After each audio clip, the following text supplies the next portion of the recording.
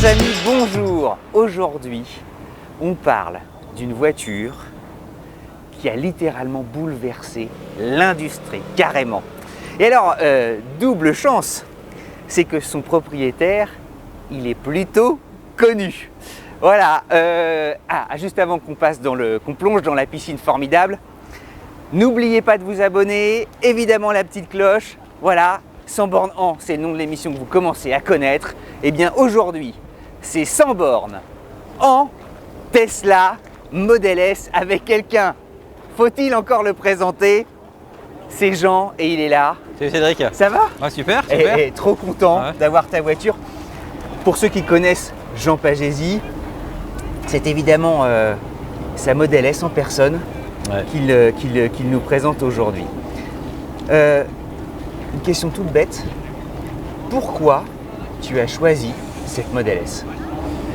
Écoute, c'était un long processus. Mais en fait, en 2015, on a commencé un peu à parler de Tesla, qui arrivait machin. À l'époque, moi j'avais une 330D et par curiosité, j'ai essayé la voiture en y allant avec quelques a priori. Et en fait, l'essai m'a scotché, quoi. J'ai trouvé que la voiture était ultra performante, ultra confortable.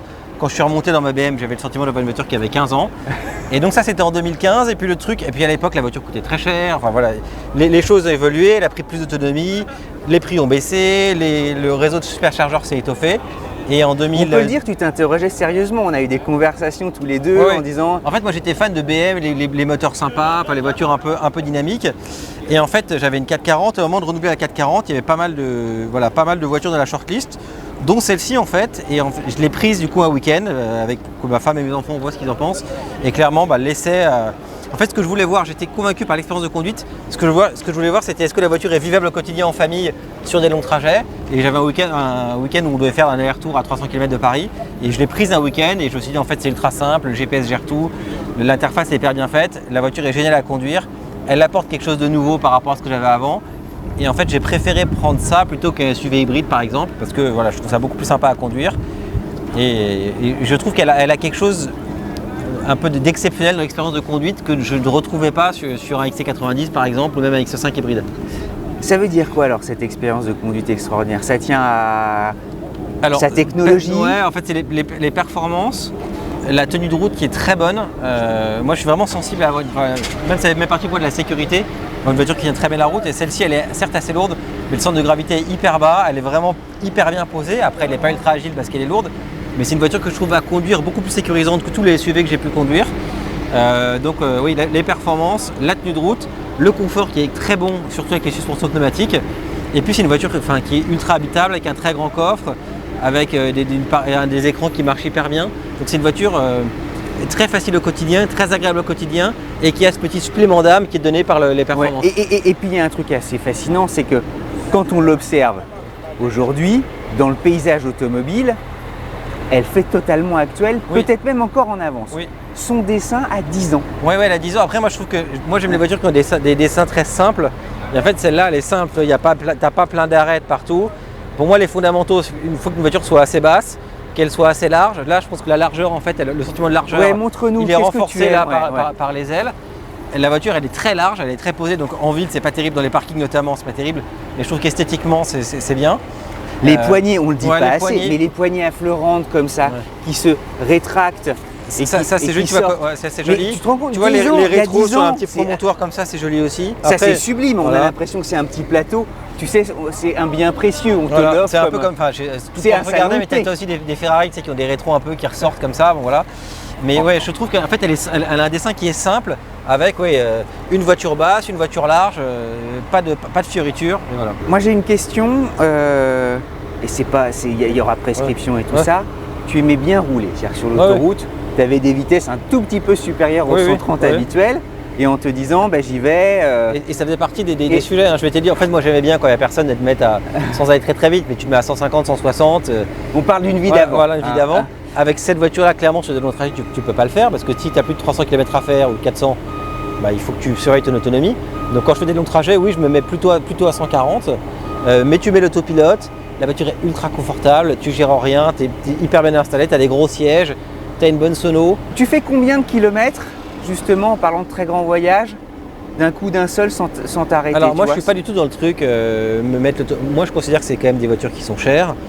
C'est une voiture familiale. Donc moi je roule normalement, je mets la clim, je mets le chauffage, je mets les sièges chauffants. À aucun moment je me dis je vais entre guillemets brider mon usage pour gagner un peu de kilomètres. Sur autoroute, tu vois, j'ai fait un trajet récent sur autoroute, je dirais à peu près 400 km sur autoroute l'été, peut-être 350 km l'hiver. Mais bon, finalement, c'est pas un problème. Et quand tu dois t'arrêter, c'est 20 minutes. Honnêtement, ça se fait très bien. Et tu vois, moi, je suis allé à la montagne. Là, je suis allé dans le sud l'été. Oui, tu te restreins pas. Je suis allé au Cap Ferré il n'y a pas très longtemps.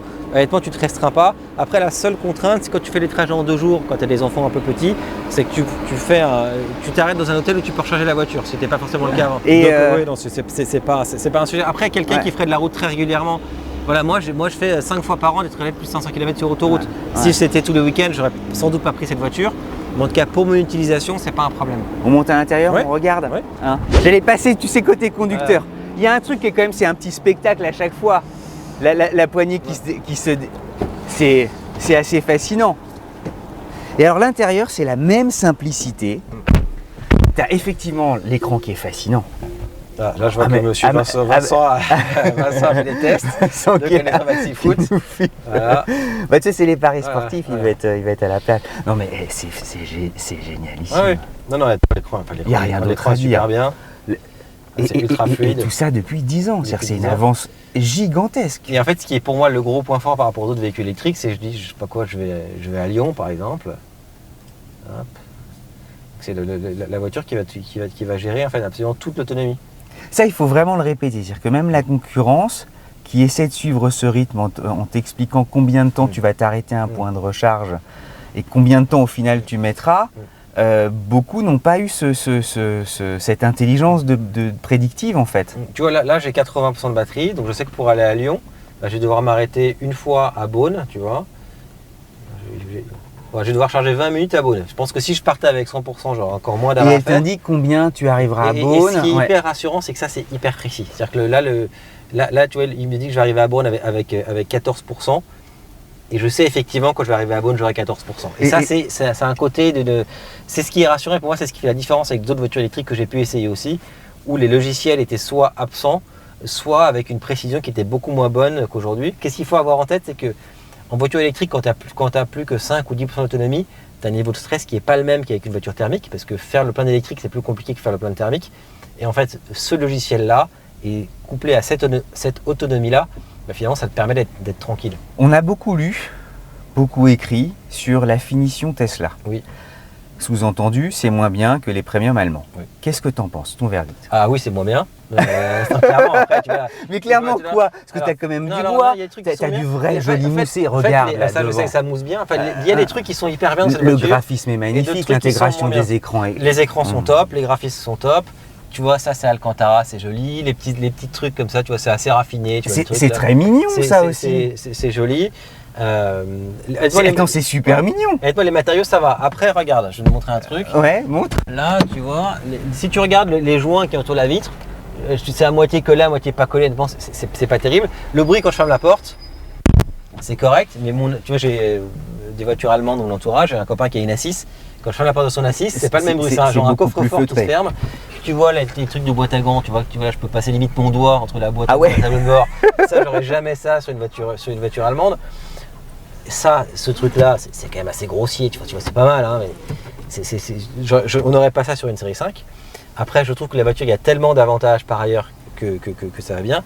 Après, elle est hyper équipée, les sièges sont hyper confortables, les matériaux sont bons. Donc moi, en tout cas pour moi, ça va. Et puis en fait, faut pas l'acheter en s'attendant à avoir une finition incroyable. La finition, elle est correcte. C'est pas catastrophique, mais tu l'achètes pas pour ça la voiture. On se fait un petit tour? Ouais. Genre le démarrage, il se fait, t'as un petit bouton ou pas? Non, en fait, tourne dans la voiture. T'as pas de bouton? Non, en fait, tu mets sur drive et c'est parti. Franchement, c'est une voiture. C'est très confortable. C'est confortable, c'est suspension pneumatique. Donc là, elle est confortable malgré les grosses roues. Oui, ça comme les 21 pouces. T'es bien assis. Et en fait, au quotidien, ça pousse à avoir une conduite hyper apaisée en fait. Tu vas pas très vite. Et tu sens quand même que tu roules, parce qu'elle a une capacité d'accélération. Oui. Alors, je vais pas le faire là parce qu'il y a quand même des enfants et tout, mais il y a beaucoup de monde. Le 0 à 100, c'est quoi? 3 secondes du 8 ou 6, je sais plus. Enfin, c'est suffisant. Question de Béotien, est-ce que ces accélérations fortes consomme énormément ou pas? Écoute, en fait, t'en fais pas non plus énormément. Donc, moi, vraiment, je fais pas attention. Enfin, je conduis normalement avec cette voiture-là. Et ma conso, je crois que c'est... je fais du 20-21 au 100 km, donc ça fait un peu plus de 450 km d'autonomie, je crois, ou 400. Et je fais de temps en temps des accélérations. Après, j'ai jamais fait de trajet où je conduis comme un fou tout le temps. C'est génial, on voit le petit monsieur traverser. Ouais, c'est hyper bien fait. Et en fait, oui, sur autoroute, tu te mets en pilote automatique tout le temps. Et le fait de voir ce que la voiture voit, entre guillemets, sur le tableau de bord, c'est un côté assez rassurant. Parce que du coup, tu sais qu'elle a bien vu les trucs. Il y a déjà un petit débat, parce que justement, alors que tu es en train de stationner, beaucoup se disent comment ça se manipule un petit peu. Je sais pas, je pense que c'est un aspect très spectaculaire. Je pense que l'effet waouh est dingue. Après, à mon avis, c'est pas très pratique au quotidien en ville. Mais oui, aujourd'hui, si je devais reprendre une voiture, je reprendrais celle-là parce que moi, avec mes contraintes, c'est ce qui me va le mieux. Les concurrentes allemandes sont mieux finies, il y en a qui sont presque aussi performantes, mais elles sont beaucoup plus chères. Il n'y a pas le réseau de recharge Tesla, il n'y a pas le logiciel qui est aussi bien. Après, cette voiture-là, la Tesla, alors c'est pas parfait loin de là, mais c'est une voiture qui offre une expérience de conduite qui est quand même assez unique et assez grisante parce que la conduite est très bonne, les performances sont très bonnes. Donc voilà. C'est génial le châssis est bon. Comme ça, tu vois, 2,9 bars de la pression des pneus.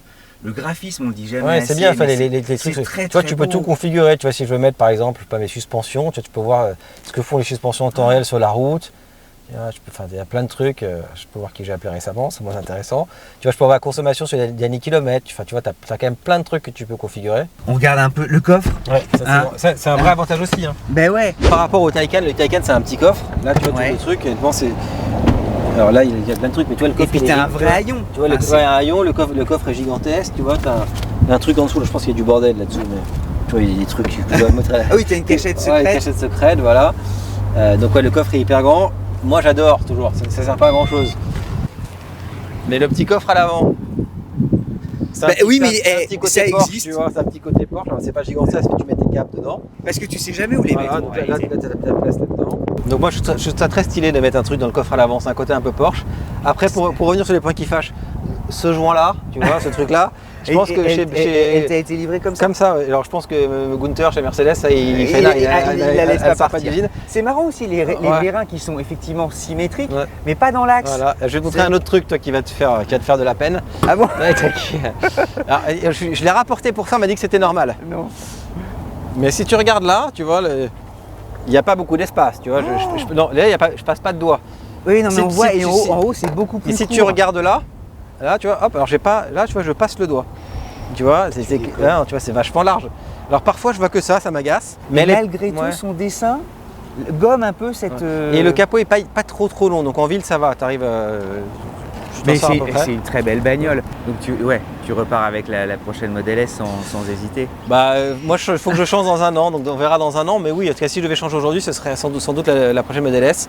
Alors, est-ce que la plaide ou pas la plaide, je pense que ce serait quand même la normale qui fait maintenant 3 secondes 2. Parce que celle-là, il l'a trouvée un peu molle, donc je les aurai à 100.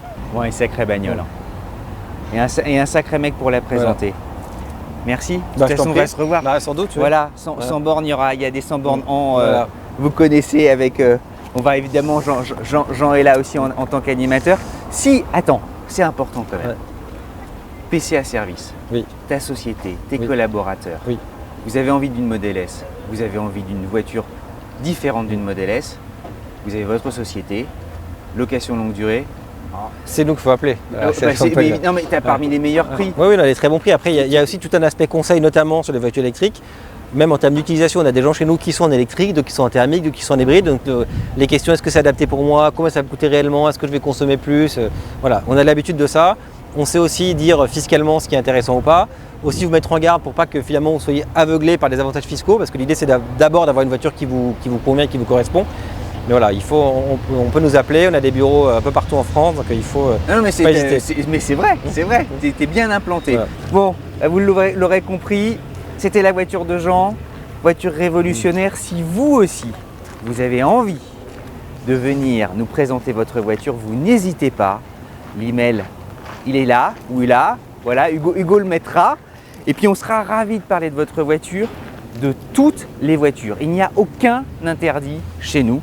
Tout le monde est le bienvenu. Allez, à très vite pour un nouveau 100 bornes avec une voiture d'abonnés évidemment. On vous embrasse.